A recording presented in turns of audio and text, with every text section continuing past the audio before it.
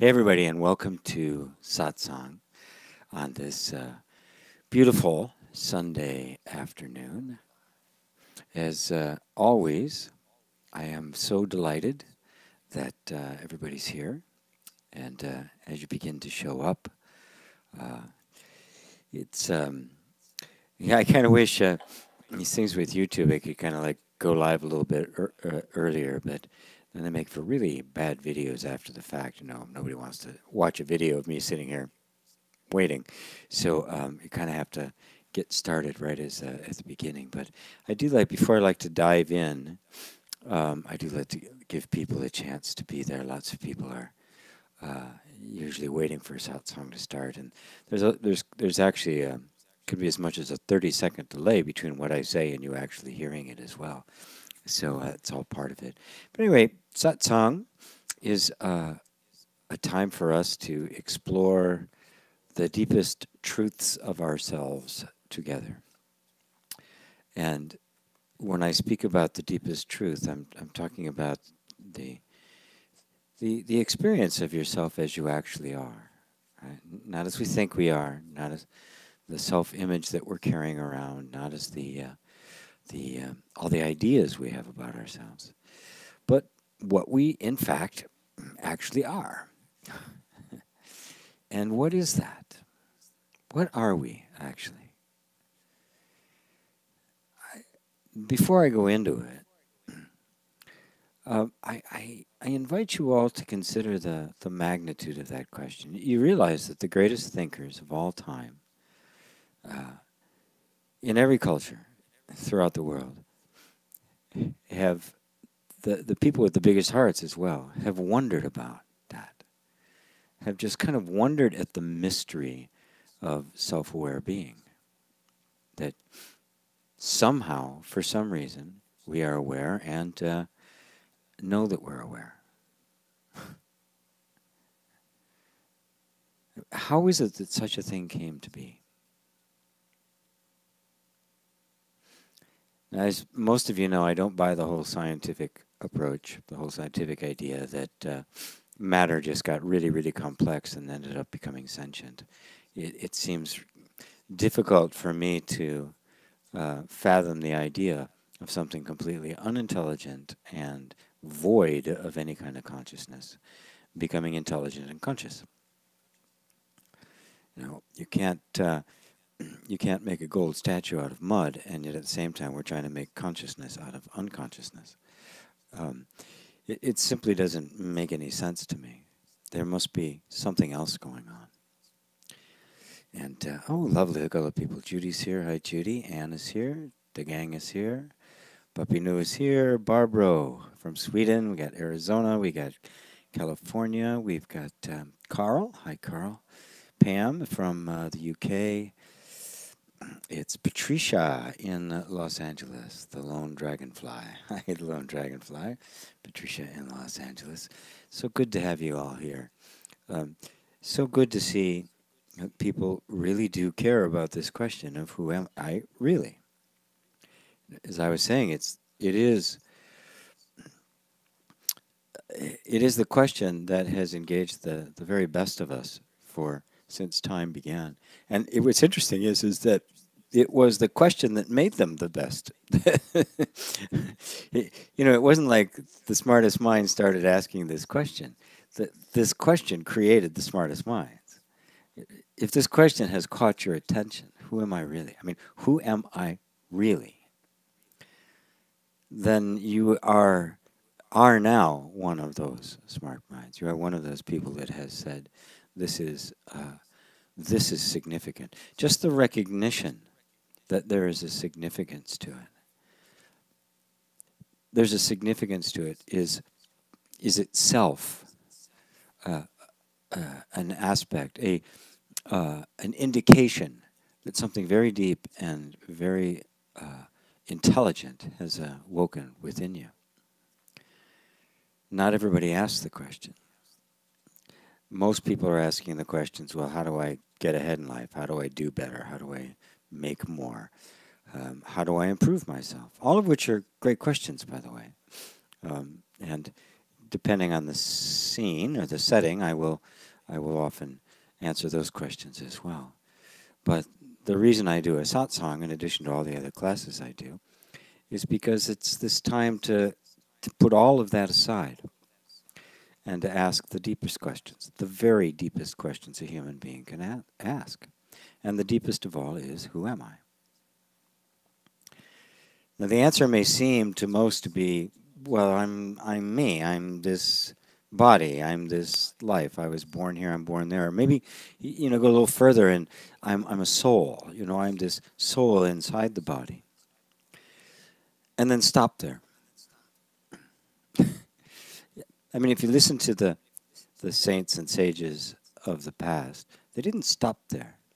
Yeah, I experience this body. I experience my life. I've got all these things. I got these desires and ambitions. I want to grow. I've got people that I love in my life, things that I love in my life.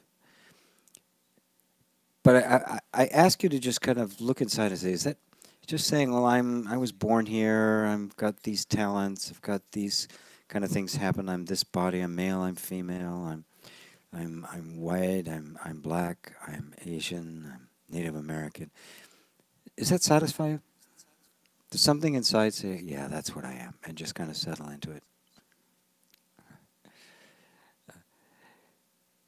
I've never asked that of anybody where everybody said, yeah, that's it. I'm totally satisfied. It's totally great. It's not satisfying because it's incomplete. And nothing incomplete is going to be fully satisfying, is it? Yeah, there's this body in my life and the things I care about, all of that, but does it really answer the question? And that's really what I want you to, I want you to become almost irritated by this question. I want this question to become like the sand pebble in the oyster, that it just keeps working over until it has a pearl. I want this question to be a pebble in your shoe, right? And for some reason, every time you take off your shoe to find it, you can't find it. You put it back on and it's still there. I want this question to annoy you. Till it gets to the point where this becomes the most important question that there is. Because the fact of the matter is, all of the answers that the world gives you in terms of even wealth and success and great relationships and health and all of that, as wonderful and as important as it is, won't answer the question.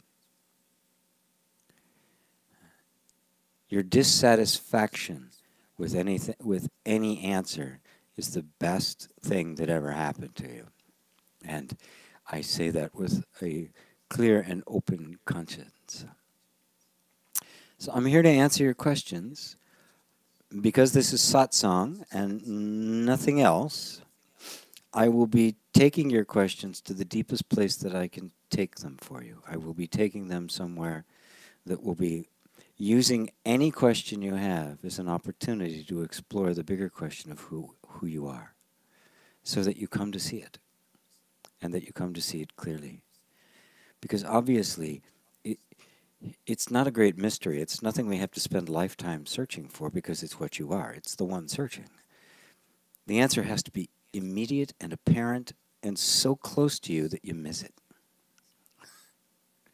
Kind of like, have you ever walked around looking, because you lost your keys, and you look in every room in the house, you just think, oh, what in the world, where are the keys? And you look down, you find they're sitting in your hand. That's the experience of coming to know who you are. Oh, yeah, that's right. So, oh, wow, questions already. This is great. Hello from Canada. Ikram, hi, Ikram. Mark C. is in Vermont, where it is still winter. Yeah, pretty much here in New York as well. Pat Lamarche, Pat from Canada. Daniela from Slovakia. Wonderful. Loving it. Got more people from the U.S. here. Usually the outside. Plenty from outside, though. Hi. All from Ireland. That's Victor. Kathleen, who is also in Canada. It's all I care about anymore. Why I love listening to you, GP. Hi from Salt Spring Island, British Columbia.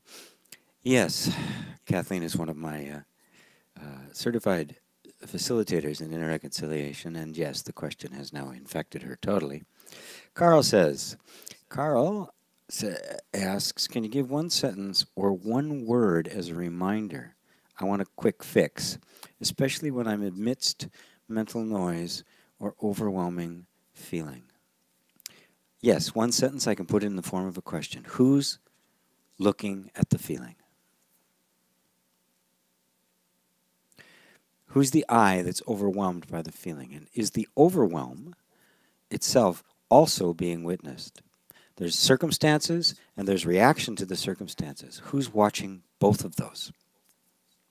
Really, take that question seriously. Don't say, well, yeah, it's me, I'm watching it, and I feel this way, and I don't want to have these feelings. Don't stop there. Don't settle for a second-hand answer. Who is aware of all of it? Remember, anything that happens in the environment, whether that environment be something outside here, like a glass falling down and breaking, or that environment be closer in, like our thoughts and feelings, right? That is still the environment that we are perceiving. One just appears to be happening outside the skin, the other appears to be happening inside the skin. In fact, there's absolutely no difference between them. So when thoughts are racing, it's no big deal unless there's another thought that you hold on to that says they shouldn't be racing, or I don't want them to race, or they're making me uncomfortable, or I'm losing the sense of being who I am. It is the sense of who you are that is aware both of the racing thoughts and of the other thought that says, I got to get rid of them. Does the you who you are need anything to change to be who you are? Do you need any difference anywhere for you to be who you are? Or are you always who you are? Now, that's all you have to do. Who's looking at it? There's your one sentence. But I want to take that a little further for everyone. There's what's being experienced, whatever that might be, whether it be externally or apparently internally, is the looking at it, the perceiving of it, is that racing? Or is it still? Isn't the perceiving of all this activity, whether this activity be nice and calm and peaceful, or it be explosive and frenetic, isn't the perceiving of it absolutely constant? It's not racing. It's not doing anything except perceiving. The space from which it is being perceived, is it upset about anything? Is it stressed about anything? Does it need things to be different for it to be perfectly, pleasantly itself? You see, the perceiving is who you really are. The awareness to which all of this appearing is what you are. It's like the fish in the water. The fish, you don't notice the water, but without the water, there's no fish. Okay? Without that awareness, nothing can appear or disappear. The awareness is so constant, it is so unmoving, it is so still that we don't even recognize that it's there. And then on a subtle level, we think in order to feel the peace of being, we need to quiet the thoughts. And there's a lot of spiritual practices that teach that, of how to quiet the thoughts. And you're great. You can even get into deep samadhi. And all the thoughts are quiet. And it's so peaceful. And then all of a sudden it's like, dang, something goes off. Oh, damn, I'm out. Oh, I want to get back into it again. Right? Anything that has a beginning and ending is going to be unstable. It's, right? It's going to end, right? Even the Buddha couldn't get into a place where there were no thoughts. But he didn't care. He didn't need to, because who he was, who you are, Buddha nature, is the place from which all thoughts are being perceived. And that is eternally still. You are eternally still. You need nothing to get there. simply become aware of being aware. Let your vision be so filled with the awareness that is perceiving the activity that the activity becomes less and less significant until it doesn't matter anymore. The broom can explode. Nice. It's a beautiful line from Nisargadatta describing his true self. He said, I am that principle which witnesses the birth and destruction of the universe. Sorry, the dissolution, birth and dissolution of the universe. Everything comes and goes except the one witnessing what's coming and going. That, my friends, is you. Does that help?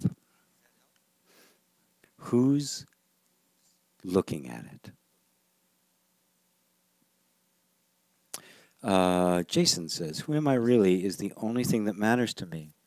I have a query that I hope you can address. Your videos on ending panic and anxiety have been enormously helpful to me. Good, I'm really, really glad. But none of the examples used on the vids are a source of anxiety. All my anxiety is existential. And I've been applying the same invitation to these anxieties. Very, very good. Very, very good. Yeah. I mean, I have found that the deeper you go in there, if you really begin to go into the anxiety rather than run away from it, be really present with it, and just let yourself be absorbed into it. Doesn't mean you're like surrendering to it. I'm going to be anxious for the rest of my life. You're just not running away from it anymore. You're turning into it. Because obviously there's a source there somewhere that we want to dissolve, to experience the end of it. And we all have the existential angst, really. That existential angst is the fear of oblivion. It is that I am going to cease to exist. It is not just the fear of death that's going to go to some reward afterwards. If you think there's a reward afterwards, you're not going to be afraid of it. If you think there's a punishment, you're going to be afraid of it. But there's an expectation of the continuity of life for many people.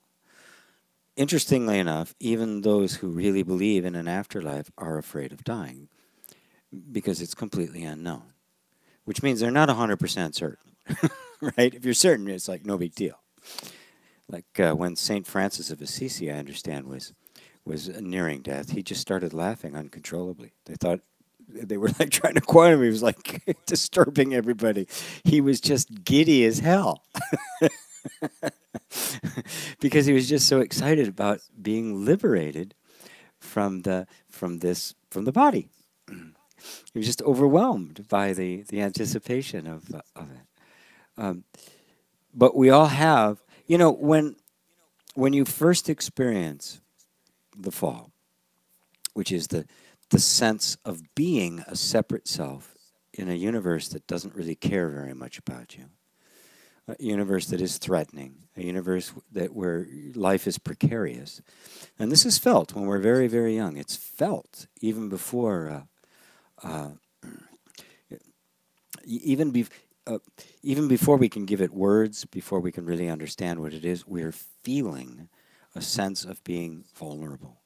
With that sense of separation comes the fear of death and the fear of lack. They immediately spring from it. Fear is it was in the story of Adam and Eve when they ate the fruit of the knowledge of the tree of good and evil. The first thing they knew was fear and shame. They just contracted. They were now separate, fearful, right? And of course, why ashamed of what, right? I mean, they hadn't done anything. So the fear has simply arisen out of a sense of being separate. And it happens to all of us, the fear of lack and the fear of dying.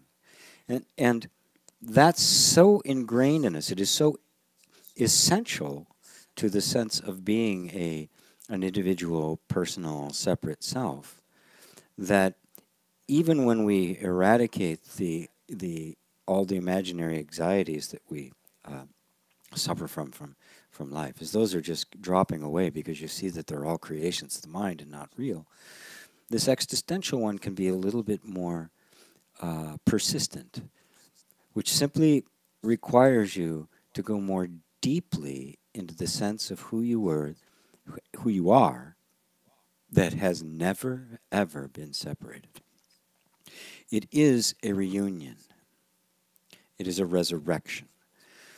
The separation never really happened. It was something, that is the dream. We dreamed of the separation.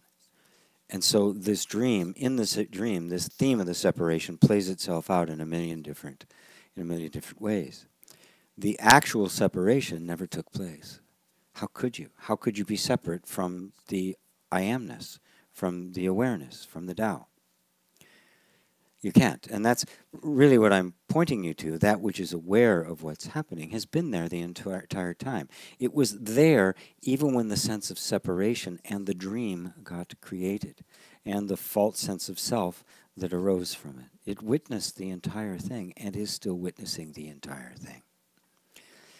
Bringing you back to there is what eliminates the sense of separation and the existential anxiety.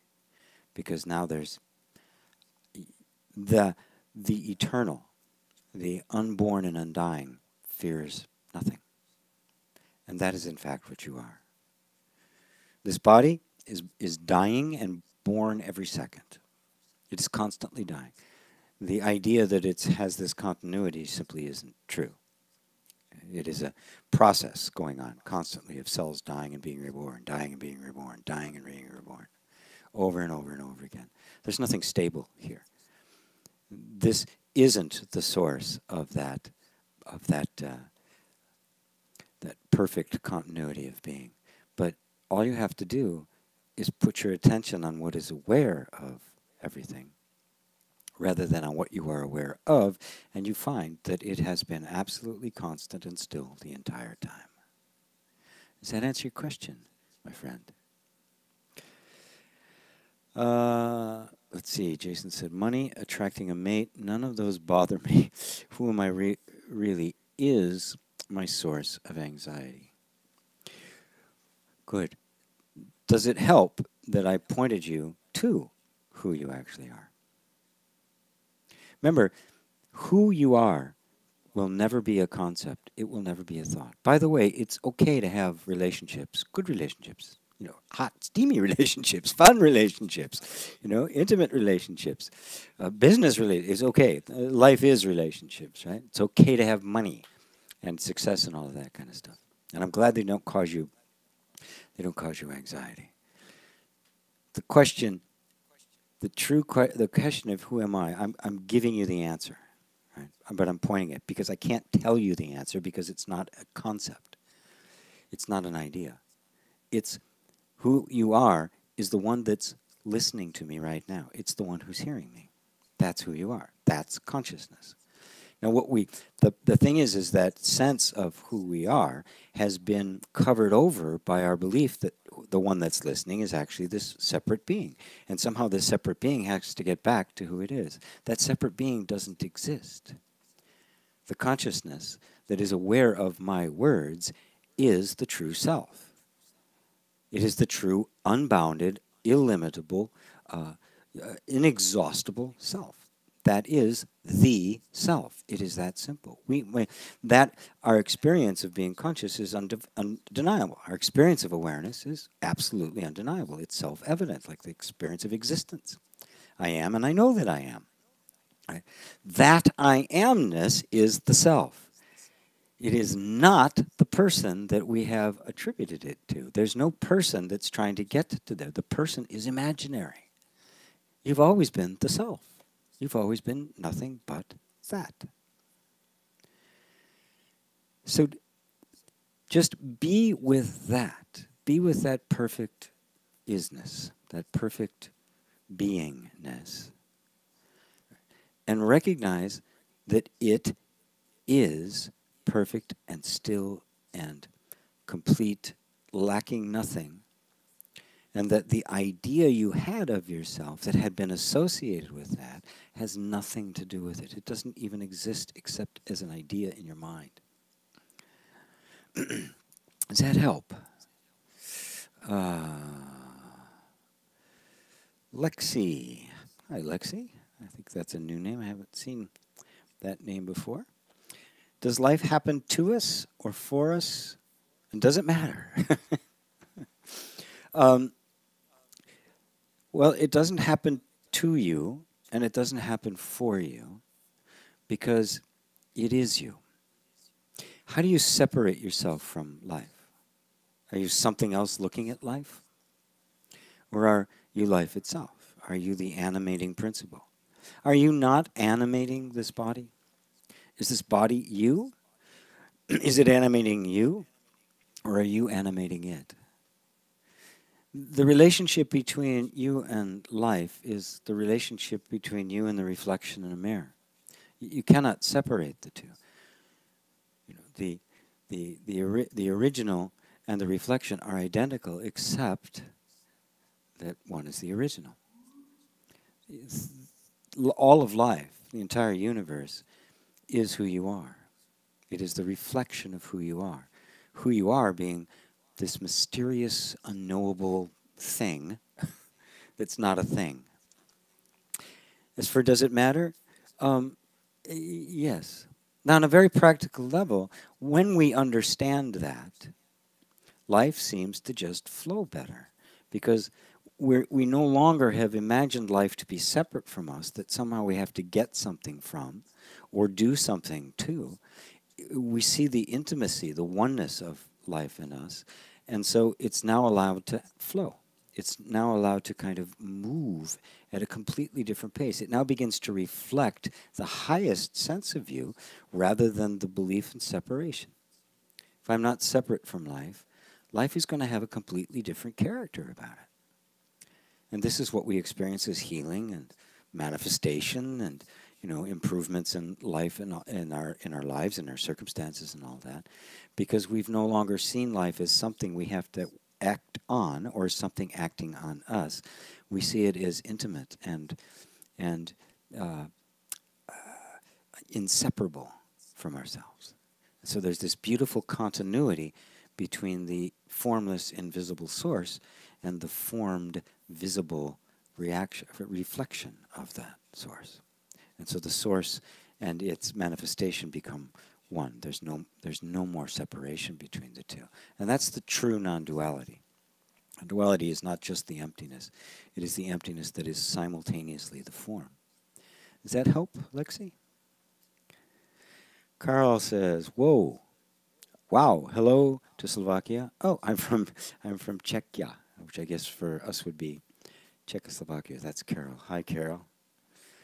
The Chosen One says, how can I become wealthy on the inside and also outside? Well, you see that they're not two. You begin to recognize that the inside and the outside are not two. That one is a reflection of the other. Is that my phone making a sound? I don't know if you guys can even hear it. There's a little song playing in the background. So look very closely at the desire to become wealthy. And what you'll find is that there is a feeling of lack, that somehow conditions have to change in order for you to experience the condition called wealth. I just, actually shortly before this, before starting Satsang, I did a meditation for this week's subscriber, for next week, for the subscribers in my Infinite Sky Immersion program. And the title of it is Awakening to Inner Abundance. And it is discovering the universe inside. Notice that everything appears to this awareness, right? There's nothing outside of awareness. The whole universe appears within awareness. You're fabulously wealthy. Everything. Look around. Everything. The sun, the moon, the stars, the stars, the galaxies, all appear within you.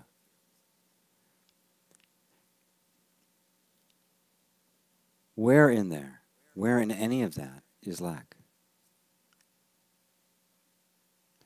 Wealth is simply a feeling of never being without, of the possibility of not being adequate in any moment simply never occurs to you. And it sinks in so deeply that you make choices not based on circumstances. You just choose them. You know, Bob Proctor, many of you know who Bob Proctor was. He's one of the main guys on The Secret. A very interesting guy. Not a non-dual, not a non-dual teacher like myself. But he has that deep sense of the abundance of life. He doesn't see himself as a body. And he even says, when I make a decision, I just decide. I decide first, and then the money comes to make the decision happen. I never consult the money first. I never say, do I have the money for it? I decide what it is that I want that's important to me. And then I let the rest take care of itself. What a completely different approach. He has the sense of infinite abundance, and he simply decides, oh, this is what matters to me. He gives himself permission to want what he wants when he wants it, and then he just lets it go. And guess what? It flows. Try making decisions from the point of view of wealth, even if you don't see it. And it's really, really important, because the circumstances always follow our inner energy. We don't realize that. We want to experience what we would call wealth on the outside, and then we would feel wealthy and make different decisions. It's backwards. It's the cart before the horse, because the outside's a reflection, right? You can only reflect what's going on in here. So start thinking as if you were the billionaire. Now, you might say, gee, that's not very spiritual. I go, yeah, it is. It's just a model. Use the billionaire as a model for the sense of no limitations. I have no limitations. Now, I could take off all the limitations off of you, give you $1 billion. Right? For a while, it'd be pent-up consumption. You'd be buying everything you couldn't buy before. And little by little, though, you'd go, I bought that, and it really doesn't matter. You'd be giving a lot away at a very big garage sale, because it simply wouldn't have the same.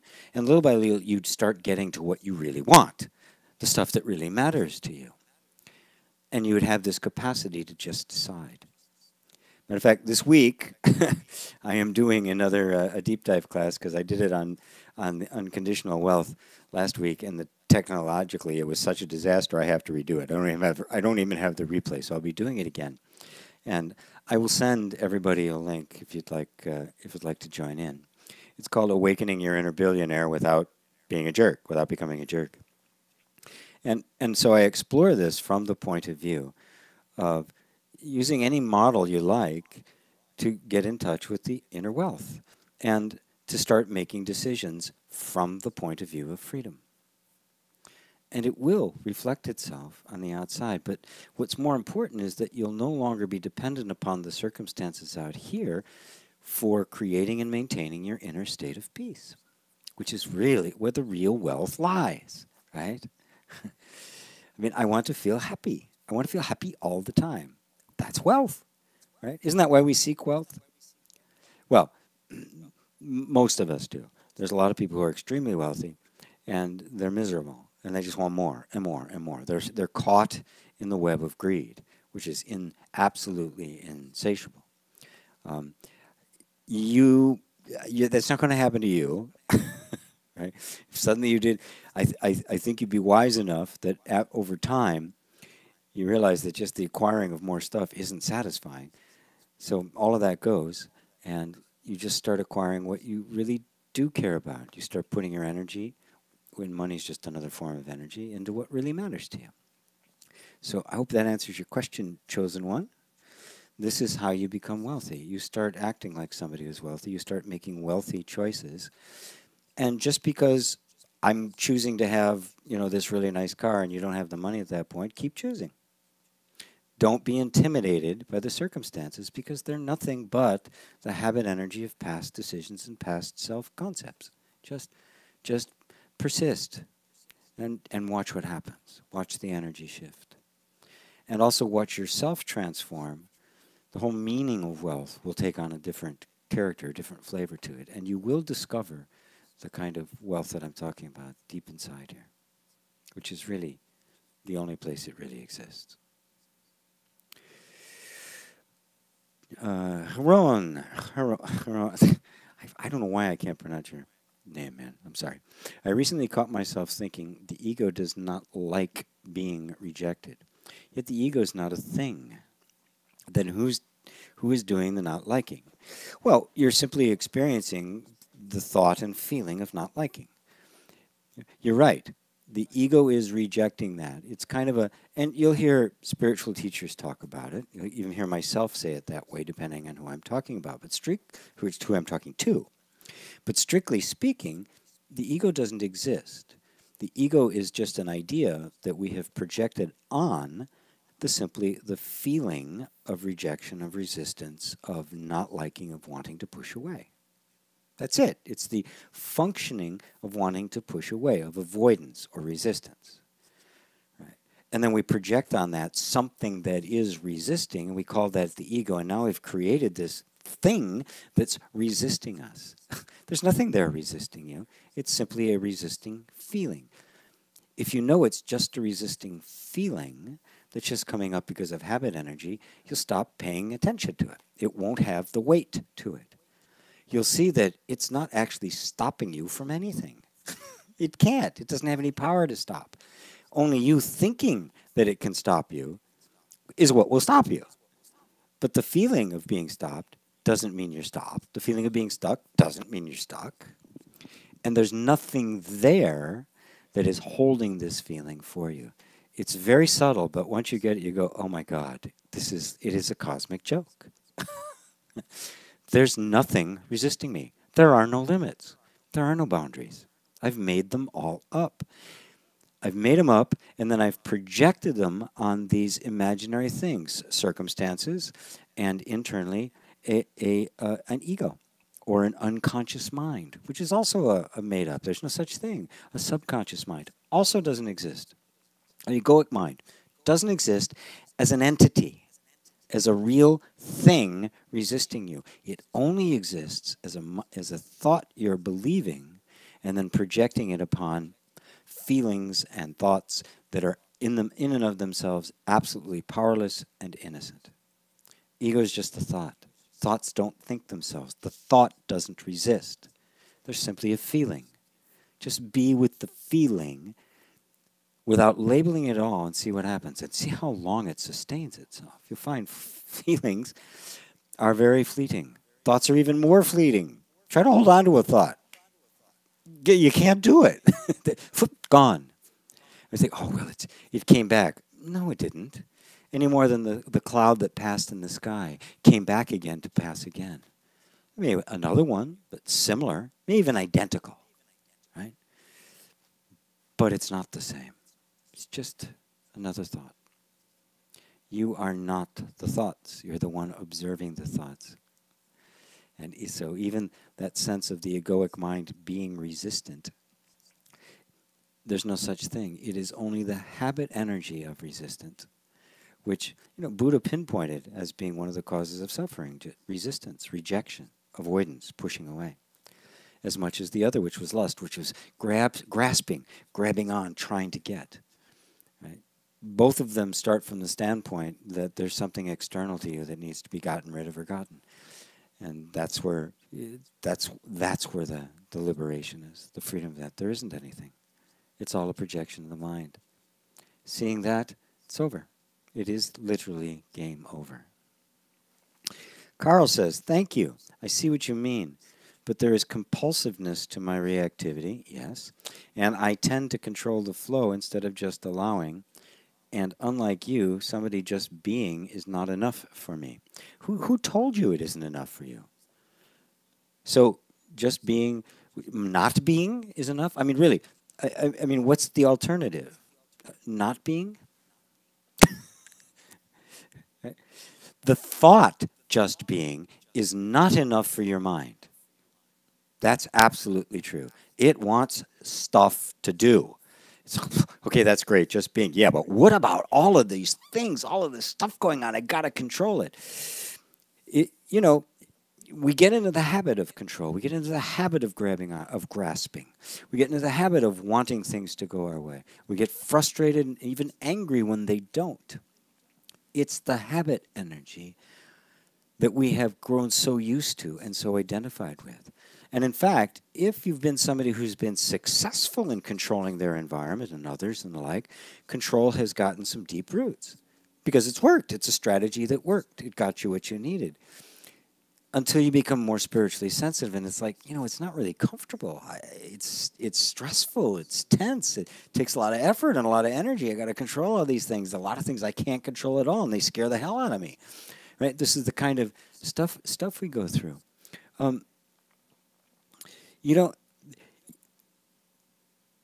You are not controlling the flow. You think you are. You're not. You could stand in a river, a rushing river. You could kind of be anchored somewhere in a river that's rushing by, pushing things out of the way, thinking you're controlling the flow. You're actually getting battered by the flow, thinking you're controlling it. What do? You unhinge and you let go. And no matter how fast that river goes, as far as you're concerned, you're not moving at all. You are being carried. Control is an illusion. You don't have any. You never did. You only thought you did. And in some instances, it looked like you could manipulate some detail, and some result would happen to that. Like, oh, control, and grab onto that. And underneath that is simply a undeveloped sense of trust in life. You really think the universe needs you to control it to make it function properly? It certainly doesn't need me. You see that when I say to just be, I'm not saying you relinquish everything in your life and you just sit there. You just be with life as it comes. There's lots of stuff that I have to do every single day. Some things I like, some things I don't like. Right? But I'm just with them. I don't fight it. Right? Well, sometimes I do. Sometimes, God damn, I don't want to do that. Right? And I recognize what that is. And I do it.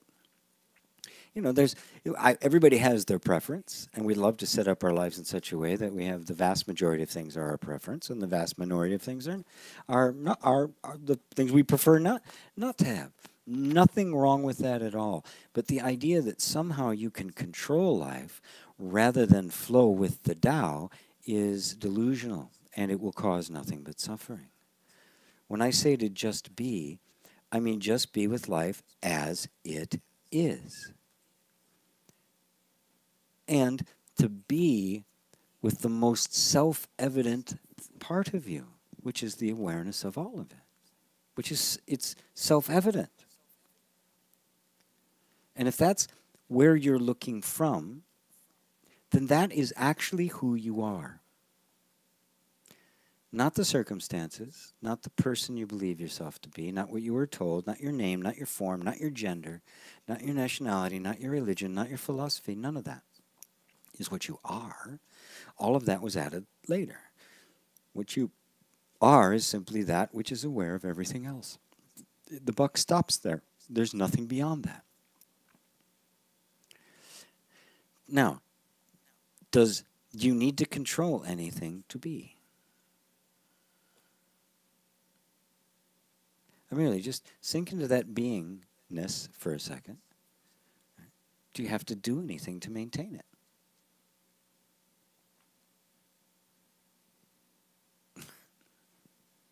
Really look. Does it require anything? Did you create it? Are you sustaining it? It's self-existent. It requires nothing. It just is. And that is the wonder of it, the mystery of it, and the power of it. Because the more you're identified with that, the more peaceful you become. And you find that you don't need the egoic kind of control. You have a deeper kind of control. You're literally the master of the universe. Everything flows. A desire arises and is fulfilled. You want to change water into wine? It changes into wine.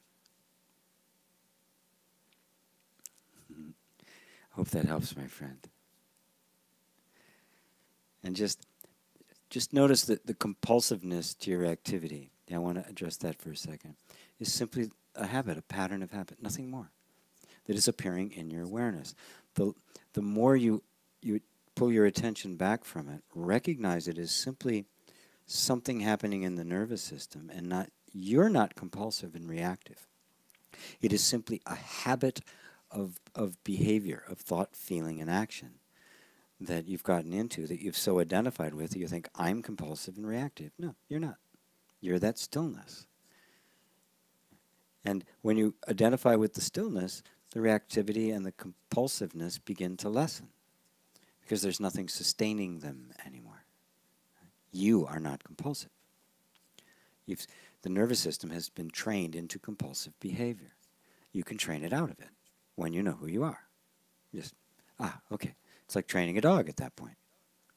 You know, given enough love and attention and treat it the way it is, it'll begin to expect to be treated with love and respect, and it'll stop being compulsive. It'll stop doing whacked stuff. It'll stop being on the carpet. I'm sure you're not doing that. Oh. Remington. Hi, Remington. Good. Is Merle Port still a facilitator? Yes, she certainly is. She does many different things, but yeah, she's certified. Somebody's really got to do something horrendously offensive before I would decertify them. They've got to do something really kind of immoral and stupid, and she has not. She's just a beautiful, beautiful lady. Manx Mix. Is it Manx Mix or is it Manex Mix? There was an assumption that the fear was about not being in control of experiences until it was seen that the fear is the assumption that there is anyone to be in control. Manx Mix, good. Isle of Man. From the Isle of Man. Wonderful. Wonderful. Right. Cool. Yes, there was an assumption that the fear was about not being in control of experience until it was seen that the fear is the assumption that there's anyone to be in control. You got it, my friend. Yeah. No thought, feeling, impulse, action, anything can take root, can actually have effect unless there's somebody there to receive it and identify with it. Buddha would say, if somebody gives you a gift and you don't take it, where does the gift go? Muji likes to say, the best salesman in the world can't sell you if you're not buying. The way it works, you see, is a thought or an impulse or some habitual thought or impulse comes up. Simultaneously, we don't realize it.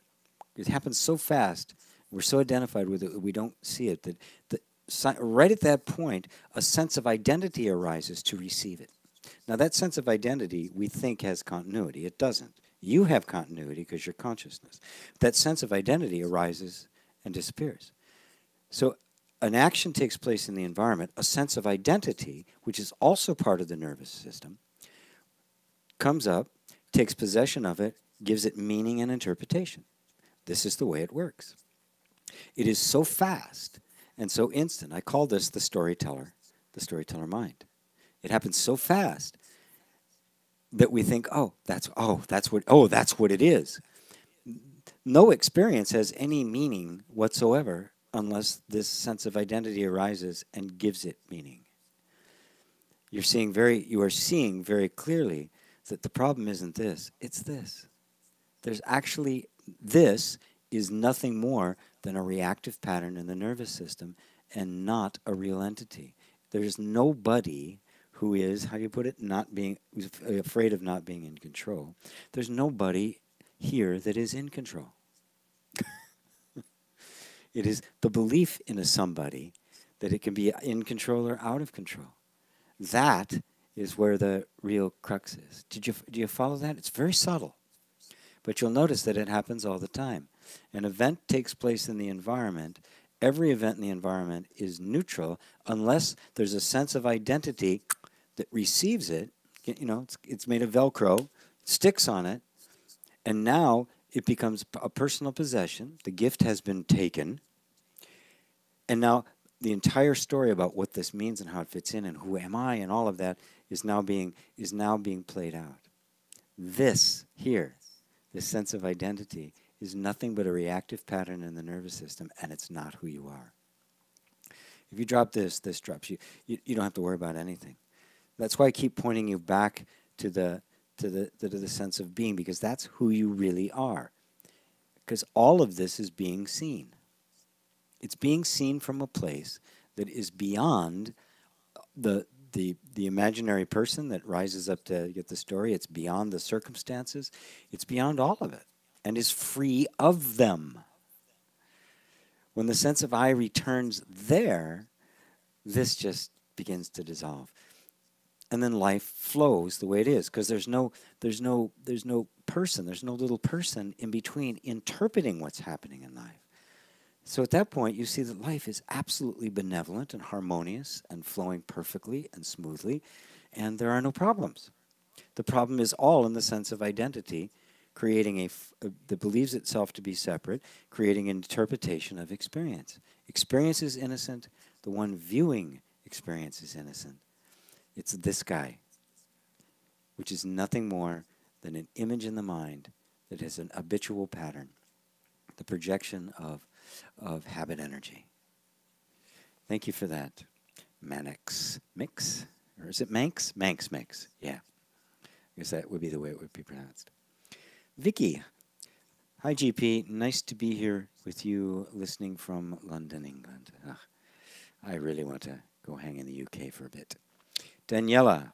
It's weird, but when I ask myself who I am, I feel like I've just got my answer simply by asking the question. Good. Stay with that. The one who asks the question is also the one answering it, and they end up being the same. Just stay with that feeling. Don't give this to your mind to interpret. The mind isn't any good here. We're looking at direct experience. None of you need your mind to be, do you? To experience being, you don't need your mind. We use your mind later. I mean, I'm using the mind right now to point you towards that, but you don't need it to experience it. And of course, then the habit energy, the mind says, well, that's really good, but how does that help me? How do I get my new car? How do I get that date that I want? Right? Forget all of that. Don't worry about that. That'll come. This itself is the value. Right? It's what you've been looking for. It's the source of everything else. So don't pass over it. Don't think of it as something you use to get what you want out here. This is what you're searching for. All of the searching you've done to get all this other stuff, what you've really been looking for is this. Once you find this, the universe flips.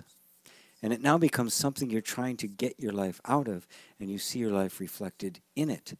And the entire relationship between you and everything does a 180. Let's see. Joe F. Hi, GP. Did you end up watching the awakening video I told you about a while back? From awakening.org by Leo. I seem to remember I did, but I don't. But I mean, obviously, I go through a lot of stuff. So I will check again to make sure. Joe, I'm sorry if I'm kind of drawing a blank. I remember you asking me, and I do remember watching it, and now it's just completely blank about it. So, what do you? Joe also asks, where'd you go, Joe? Oh my goodness, there are so many questions here. What are your thoughts on predetermination and predestination? I had this revelation myself during both my awakenings. Ramesh Balkazar, Robert Adams, and Ramana Maharshi have all agreed.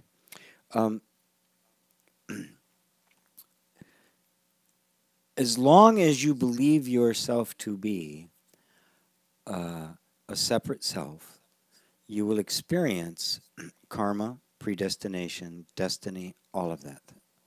I don't know that much about Balkazar, but I do quite a bit about Robert Adams and a lot about Ramana. And Ramana, in particular, was very good at speaking to people at various levels. At the absolute level, at this place of beingness that I'm pointing you to, there's no predestination, there's no predetermination, there's no destiny. It is beyond karma, it is beyond everything. Nothing influences it, nothing coerces it, nothing judges it, nothing exerts any influence over it whatsoever. It is beyond everything. If my sense of identity is there, then I am beyond everything. To the degree that I identify myself as a finite self, as a separate self, as someone who is on a spiritual path, I will be experiencing the energy of past decisions and choices, the momentum of life that we call karma. I will be experiencing that until I see that I am not that person. That is the end of karma. You see, karma is a wheel. You can't get out of it. Your good actions, everything you do good, generates more energy that will be both, good or bad. And the same thing with bad. It'll good. At first it'll be good, then it'll turn bad. And it's a wheel. You can't get off because you can't stop acting. You can't stop doing. And it is the doing that creates more doing. That's the way karma works. There isn't an end to karma except to step out of it. And you step out of it by recognizing that you are the being that's aware even of karma, which means you're beyond karma. You're beyond time. You're beyond all births and deaths. You've never been born. You're never going to die. You've never done anything. You've never generated any energy. Right? You can't have multiple births because you were never born in the first place. What I'm pointing you to is the solution to all of those problems. Karma exists for the person, for the one you identify yourself as. It does not exist for the self. Renee, I am unsure if my talents and interests represent my true self or something I learned to please the tribe. It's probably a mixture of both, Renee. First off, your true gifts, your true talents, the things that emerge from you, do not come from the tribe. Our relationship to them, whether we allow them to be there or not, whether we reject them or love them, whether they get encouraged or they get discouraged, that's an energy that is kind of containing the basic essence of you, which is always coming from the true self. It's always emerging from the reality of who you are. It wasn't the fact that Mozart and Beethoven were brutally abused by their parents that made them musical geniuses, right? It certainly colored the music that came out. It colored their experience of life. It made their experience of everything they did and the themes in their art and the like, it certainly did that, but the essential genius of them was not created by that. Oftentimes, a denial of our gifts, because it's simply unacceptable to the tribe, doesn't mean those gifts go away. They usually find some other way out. The closer you get to the truth of you, the less and less the influence of the tribe holds sway, and you begin to feel the freedom to express yourself in the way that is most natural to you. And that, of course, is what the whole point of inner reconciliation is, to bring that about, so that the energy system, the nervous system, everything can serve the function for which it was really intended, which is to give expression to who you are. and to give expression to the ultimate of who you are. Because the gifts we have do not belong to the person. The person, again, is a scent, is just an image in the mind. The gifts we have are really the gifts of the soul. They are the gifts of the self. They are the self-expression of the self. They are the expression of the real you in this moment. Everything about you, every detail about you is that. And the imaginary self then interprets it. And then, of course, that interpretation is subject to all the stuff that we experienced and the programming of the nervous system and all of that kind of stuff. So, first off, your gifts are intact, okay? Even if the inclination right now towards a particular thing that you love to do isn't pure, it isn't perfect, follow it anyway.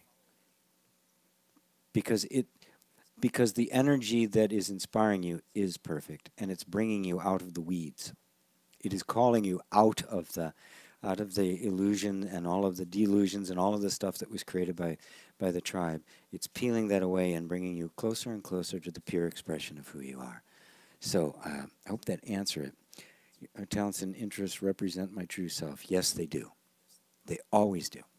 They will be colored by the experience, but the experience is not creating them, and they always remain in their original innocence. Just always have that faith in them.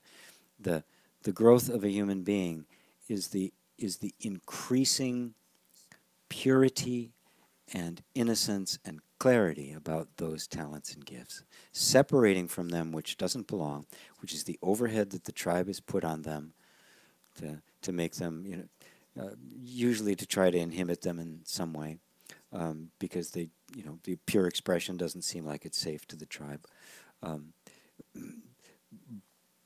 But the essence itself, the impulse, it's real, and that is the self. Never doubt that, and never worry about that.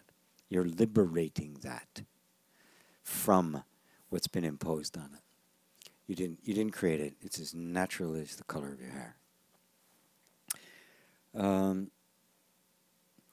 Let's see, Joe says, but until then, you must continue being yourself. No, Joe, you do never, you're always yourself, right? You say until you realize that you're going to continue being this other person. No, you have to, there is no person.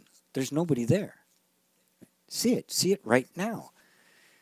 You don't have to continue and then you're going to realize it, a week from now or 10 years from now. See it now. There's no person there. No. You don't have to act out anything. You are not in karma. Karma applies to who you think you are. Drop who you think you are. And karma's gone. Really. You'll see karma acting, you'll see circumstances, but as long as you don't identify with those circumstances, you're not in them.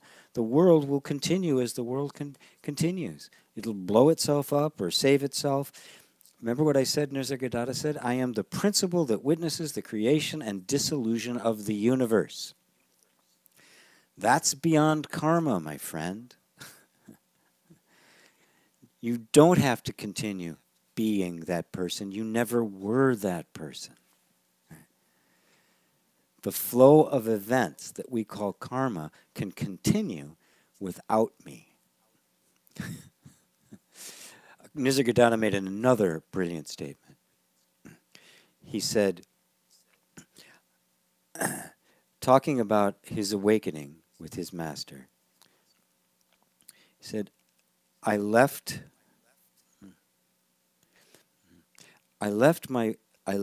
the body and the person to fulfill their destiny. I remain as I am. This body will continue on. This body that you're looking at right now, it will continue. It'll age, it'll decay, it'll eventually die. That's its destiny. It's not mine. Nor is my destiny to find myself in another body.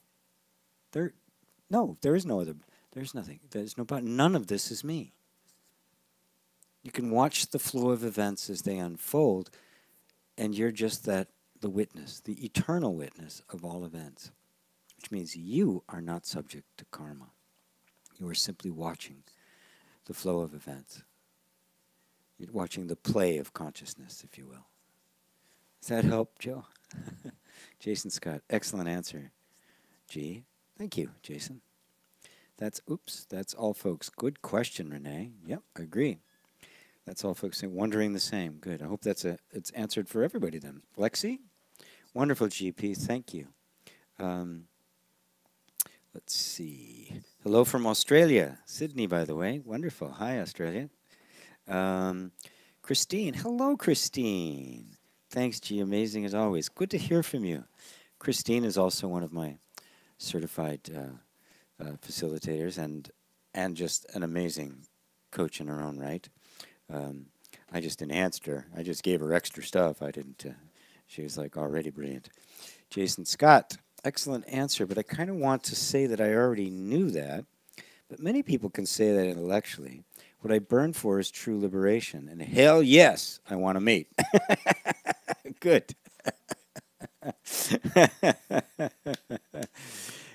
Good. And I got to tell you, awakening and in intimate relationships, even good sex, they're not mutually exclusive. This is not a path of celibacy that I'm that I am espousing here, right? You know, none of that matters. The experience we have at life gets sweeter and sweeter the less and less there is of a false sense of self, because the more it's you, the more intimate it gets. Good. I want you to burn for this knowledge, because if you burn for this knowledge, you're on a short fuse. You know, remember when Buddha had gone through 6 years of austerity, and finally, after realizing the austerity was a complete waste of time, he sat under the Bodhi tree and he said, "I'm not getting up until I find the solution to suffering, until I'm awake." And he sat there for a while, but eventually it happened. Because he was done. There was no way out. He was not giving himself a back door. Don't give yourself a back door. And that's exactly what you're feeling, right? And I'm showing you where to go. Go to the sense of being and stay there. Don't let anything pull you away from it. It's all there. It's not a means to an end. It's not, oh, I have that, that's nice, that's really good. But what about, it's none of the, but what about is all the mind trying to distract itself from the essentially unknowable you, the mysterious you, the you that the mind cannot know. I want you to get this. The mind can't know it because you're not an object. The mind will look for a million years and never find you, because you can't be seen, you can't be touched, you can't be sensed, you can't be heard. You are what is hearing, what is touching, what is sensing, what is seeing. That's what you are. You are that which is beyond everything. Fire cannot burn itself. A knife cannot cut itself. Being cannot see itself. It can only see its reflection. Go there and stay there. That's where the real question of who am I? Who is this? This beingness that is seeing everything. Who is that? Does it have a beginning? Does it have an end? Is it born? Is it going to die? Does it have religion? Does it have boundaries? Does it have a gender? Pierce it. Just stay with it. And don't get up figuratively. If you've got to go to work, you've got to work. Do stuff. You have to go out on a date, right? Because you want to mate. Right? But believe me, if this becomes the most important thing in your life, it will blossom. And you'll find that a mate will come into your life that actually contributes to it. Somebody that you can do this with together. And that is sweet as hell. Now you've got two experiencing the joys and the bliss of life who are mutually committed to freedom, which means it also has a chance of being a relationship that lasts, because it transcends just personal interest and personal pleasure. The pleasure now has been transmuted into the pleasure, the deep bliss, the orgasmic bliss of knowing who you are. And then knowing who you are brings you union with everything. It is not just this isolated place. It is oneness with everything. You become the Tao. So, Cool beans, Jason. Buddha says, gee, thank you for your generosity and impact. Where does God come into all of this? God, I love that question. God, I love that question. um,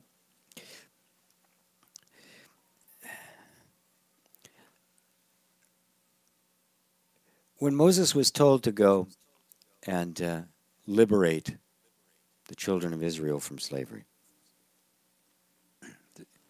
um, he said, who, I can't go on my own. I mean, I'm just a guy, right? So I'm gonna say, under whose authority? Right? Who do I say sent me? And God answered one of the most profound statements. He said, I am that I am. I'm pointing you to this place of simply being, right? You're still laboring on under the idea that this being that I'm pointing you, this thing that is seeing everything, is personal. It's you. It's you, and that I've got my own. That place, that which is seeing, that which is hearing my words, is the I am. Right? What else would it be? It's the sense I am. It is the beingness. That, my friend, is God. That's what Moses saw. His own being was God. It was not a person. It was not this finite guy, in his case, sitting in the field all day tending sheep. Ooh, really exciting. No internet, no phone, no texting, just sheep all day, right? Plenty of time to ponder. It was on the Mount Horeb. It's really beautiful because Mount Horeb, where he saw the burning bush, and the Mount Horeb, the word Horeb in the look it up in the original Hebrew means desolation. I mean, his life was desolate. In the midst of this desolation, he sees an incredible phenomenon. He sees a burning bush. Now, again, I did some research on that as well, and that word burning has got a lot of different meanings. But one of the meanings of it was mental turmoil. Now, imagine this burning bush as a feeling inside of you, a desire to know who you really were. Your life is desolate, right? Without this knowledge, life is desolate. It's a struggle. It's this endless conflict. It's just, you get a little, you lose a lot, right? The mountain, Mount Horeb, a mountain of desolation. And in the middle of this desolation, you hear a voice. And finally, you hear it enough times that you turn towards it. That's what it said. It said, Moses said to himself, I will now turn aside and see this great wonder, why the bush burns, but isn't consumed. Now, how many times have we had that feeling, right? How could life get any worse? Why not just imploding? Why does it keep going? This bush, this turmoil, this churning, which just keeps going and just won't burn itself out. Well, Moses finally says, it's like he's seen it before. He finally says, I will now turn aside and see this great wonder, why this bush burns in here, but just doesn't burn me up. And the moment he does that, he hears a voice right from the middle of this. It says, Moses, take off your shoes. You're standing on holy ground. And in that scene then, he takes them through things like putting his hand, he comes out, throws down his serpent, it becomes a snake. He completely breaks down his perceptions of the way the universe works.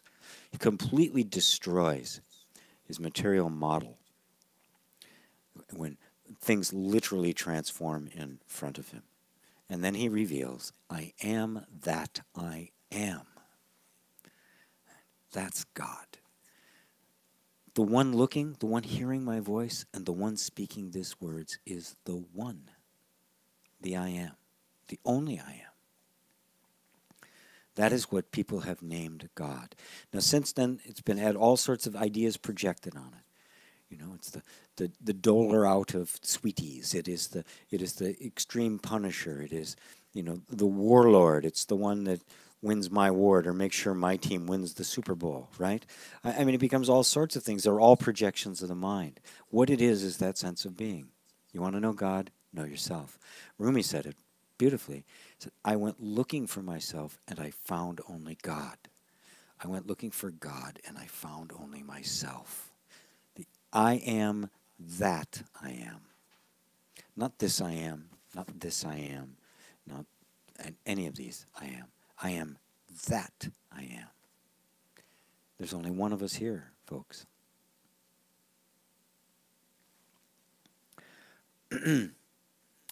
Oh, very good, thank you. Carl, so GP, brother, listening to you right now, I feel love towards you. Oh, thank you, Carl. Thank you so much for these direct and powerful satsangs. Thank you for being here.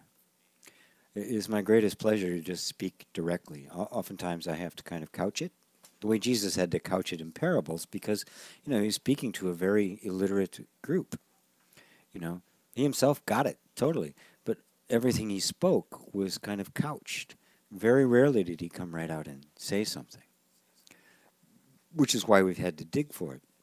Which is why, you know, when I discovered the sutras of the Buddha, I was completely blown away. Very different culture, not ignorant, deeply, deeply spiritual, deeply intellectual, deeply understanding, and wow.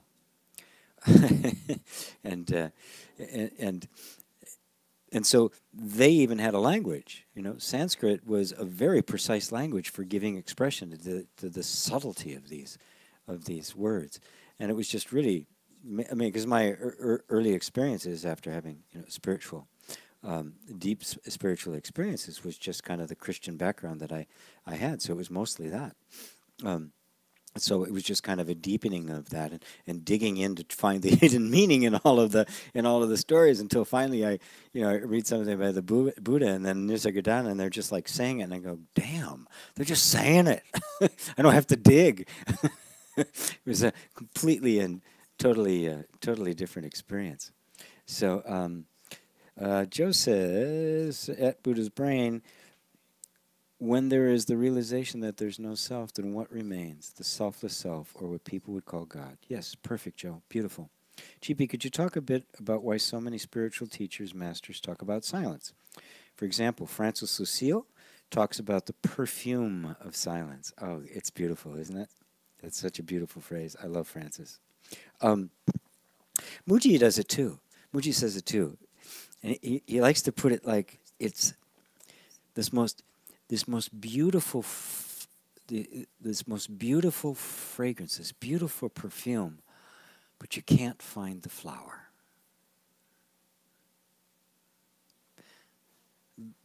The ultimate teaching is silence. But all these words are the silence. Everything that I'm speaking is coming from the silence, right? Everything originates from the silence and returns to the silence. All there is the silence. I mean, when we crave the quiet mind, are we craving silence? Silence?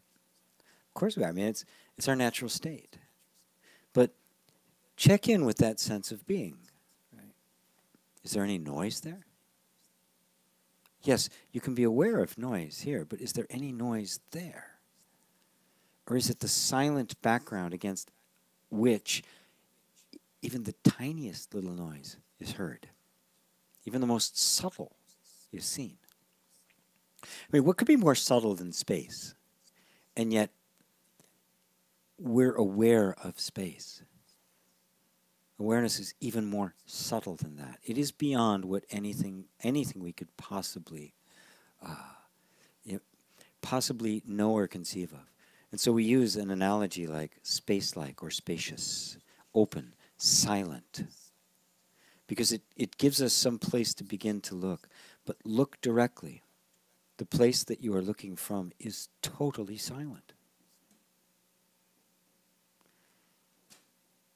And it is that silence that allows everything else to be heard.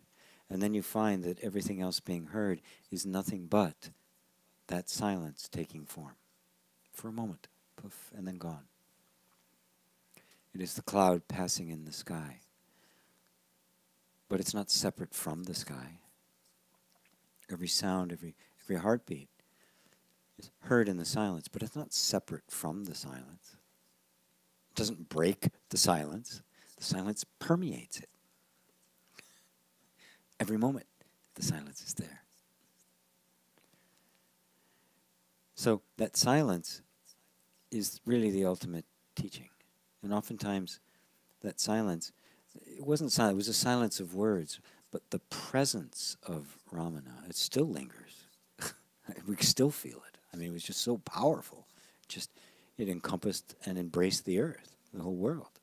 That silence that you experience just simply in the I am, this place I keep pointing to you to, that's Ramana. That's where he lives. That's where he's always been. That's Buddha. That's Christ. They're all there. They're all right there. Hanging out, having breakfast. Yeah, perfume of silence. Thanks, Joe F. Your response reinforces truth. I'm fathoming more and more in my life. Grateful to you, Buddha's brain. Grateful. Great. Conversations going on. The gang says, when I teach my baby language, I realize my teaching only associates a voice pattern with the meaning, which is already in her mind. Yes. Where is the meaning stored? Nowhere. What is the nature of meaning? What a beautiful thing. I mean, very rarely do you see that, but Buddha was always made the point, look beyond the words to the meaning. Notice that the meaning is formless. You know, this is a candle in English. What is it in Israeli or Hebrew? What is it in Sanskrit? What is it in Spanish? Right? All pointing to the same thing. We have different words and different expressions of it, just as you're saying. Yes, your baby is associating sounds and the like with her direct experience, which will allow her to communicate and be functional and all of that, which is great, right? The problem comes is that eventually we become so ingrained in that we think the word and the thing are one and the same. We don't know how to separate them. The thing without the word is just the thing, whatever it is. What is this? If you call it a candle, I'll tell you you're wrong. It's not a candle. If you tell me it's not a candle, I'll tell you you're wrong. It's a candle. Because it's neither. Right? It simply is what it is. In Buddhism, they refer to it as suchness. It's simply this. And we use the word candle to express that, to communicate that. But the word candle means nothing. I call it umpa, right? This, oh, nice umpa. Nice putra unta, right? A red candle, right? I could make up any kind of language. So you see that the meaning isn't stored anywhere. It's not a thing. It has no boundaries to it. And it's also innocent. Normally we think of meaning as, oh, this candle has meaning to me, right? But even the word candle is meaning. Meaning and words are a completely different thing. And when you understand that, you become a better teacher, because I can use in a million different words to try to point to the meaning, right? What I want you to get is the meaning. I want you to experience the I am, not merely talk about it. So I'll use all sorts of different words and different phrases and different things to point you to the central experience, which is meaning, which is the reality of it. Meaning is the reality of the thing, right? And the reality of the thing is it just is. And words are the way in which we point ourselves to see things as they actually are. I hope that answers your question. It's really quite beautiful, and Buddha spends time with that in the Lankavatara Sutra. Chrissy says, hi G, hi Chrissy, good to see you. Rule, hello Rule, Galhos, Rui, Galhos. Sorry if I butcher your names. I just love hearing all these interesting names. I see the illusion of the me, but why we still need to define what we are. I'm not asking you to define what you are. That's the mind trying to. If you see the illusion of the me, then who are you? Who is it that's seeing the illusion of the me? Okay. The reality of that, the understanding of that, is the revelation of who you really are. It is not a thought. It is not a definition. Buddha referred to it as the personal realization of Buddha nature. I mean, please get that clear. We're not defining it. We're not trying to make another concept, a more, functional or more infinite idea of ourselves. We're trying to simply be who we are without any limits whatsoever. The direct experience, the direct answer to that question, who am I? And that is an experience. The truth of who you are is forever. The realization of who you are is something that happens in a lifetime. The realization is what we're talking about. The truth is the truth whether you realize it or not. So we're not defining the truth, we're realizing it. And the realization of that is beyond any experience. It is not something you can talk about or point to. It's something you simply see. Well, point to, yes, you can point to it.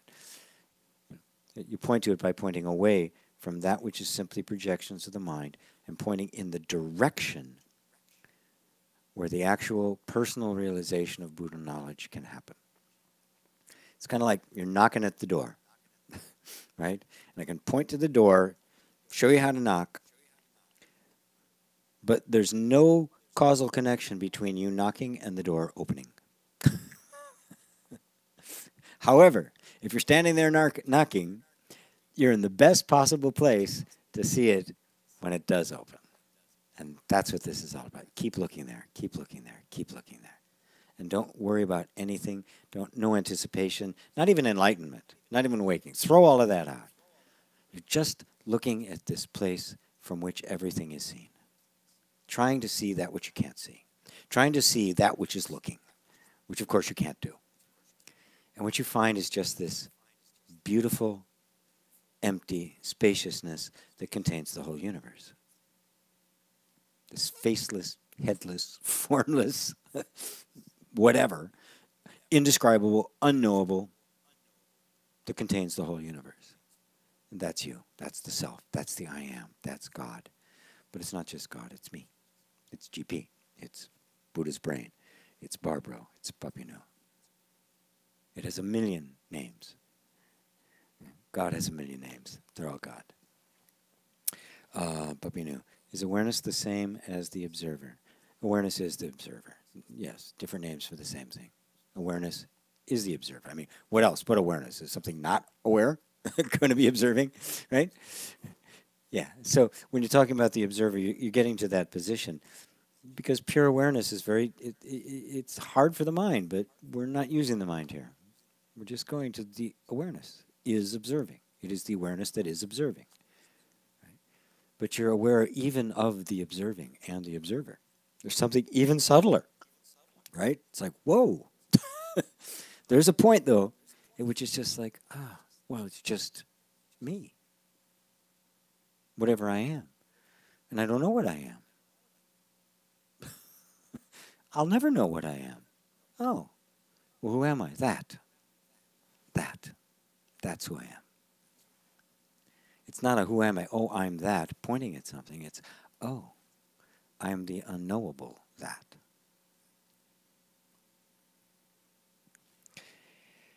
The chosen one. I love that name.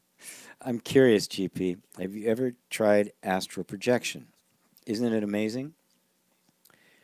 And at the same time, scary to see other entities in the astral plane. I've never really pursued it. You know, I've tried a few of those things, and I've done plenty of hallucinogenics and that sort of thing.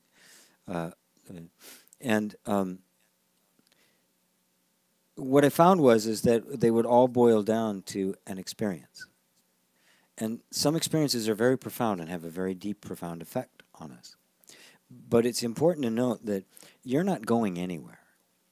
The astral projection is you have temporarily set aside this normal state of consciousness and experienced a different one. That new one you're experiencing is no more real than this one, right? It's just different. Everything is every day is a different experience. But even if you projected yourself to the other side of the universe, the one who is aware of that projection is right here and hasn't moved. That's the one I want to always bring you back to. Yes, it is amazing. Incredibly phenomenal experiences. Incredibly valuable experiences. Things that take away our sense of limitation. They take away our sense of being stuck and imprisoned. And what remains is a beautiful sense of freedom. But all of that is appearing to this place that is already free. A place that recognizes that you've gone and come back. That you have a place that recognizes that your sense of freedom is greater now than it was before. Right? Something that has been there the entire time. The background against which every single experience is being seen and known. That's the true self.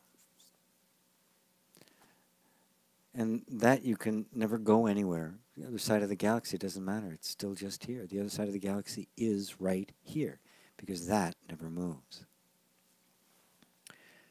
Whoa, 5:32. I have an appointment, actually. Let's see if I can. Look, Chrissy, gradual opening and deepening and becoming some huge insights. Beautiful. Definitely still a sense of my small self and stuff. Well, who's recognizing it as a sense of a small self? Obviously, if you recognize it from the small self, you're seeing it from the position of the big self, which is what you actually are. Just notice that. And just there's this habit of thinking that I'm that small self trying to get somewhere, rather than the small self is just simply the name I've given to this particular experience, and I am the big self that's looking at it. I've never been anything else but.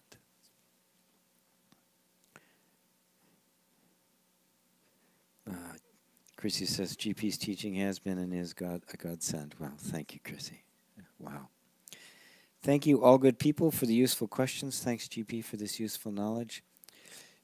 Maybe you could consider my question next time. It's about death, the fear of death, and the grieving of death. Let's see. Richard says, hi, GP, from Northern California. We find ourselves drawn to this kind of inquiry. What is the importance of a teacher? Can books and videos be enough? Rarely. Usually you need somebody to engage with you, to poke at you, because, videos and the like, ultimately it's always the guru, the voice inside. The guru is always inside. But usually that has to manifest itself as some teacher that you can interact with, who can just very quickly point out the potholes, keep bringing you back. Because, when it's a video or a book, they're going to be speaking to your current context. And you're going to be hearing it in that context. And, books are very powerful, and so are videos. So, by all means, don't give them up. But the teacher's faster. The teacher can just kind of poke you right in the stomach. Million thanks, man. Much love and respect from Jason. Thank you. Chrissy said, I remember when you said in a class early in the year, there's only one of us here. I am that I am. That blew it all open. Yep, good. I'm curious, GP, have you ever tried? Oh, all right. Because I do actually have to go. Somebody is waiting for me. Let's see. Geez, Judson. And the blame for something that has to happen. I see death as matter of when and how. I guess I didn't catch the first of that. If I missed something, Vicki, I'm really, really sorry. Oh, it's about death, the fear of death, and the grieving of it. It's nothing to fear, and let the body grieve. Don't try to deny grief. When you lose something, it hurts. So let yourself hurt. It's okay. That's part of the process. It's part of the healing process. It's the way the energy system makes the adjustment to a significant change in the environment. It's okay. If you're with it totally and totally embrace it, it passes very, very, very quickly. Chrissy says, yes, thank you, G. Hello from Merseyside, UK. Ah, beautiful. Hi, Chris. Buddha's Brain, thanks, G. Magical. Buddha's Brain retracted a message. Manx Mix, such a privilege to be part of this. Thank you so much, G. You're very welcome, Manx. Judy says, thank you. Another awesome satsang. Love and joy. Wonderful. Thank you all. Thank you, thank you, thank you, thank you. The questions these keep going longer because more and more questions. I'm thoroughly enjoying it though. This is what I love to do more than anything. So thank you all. I love you. Namaste.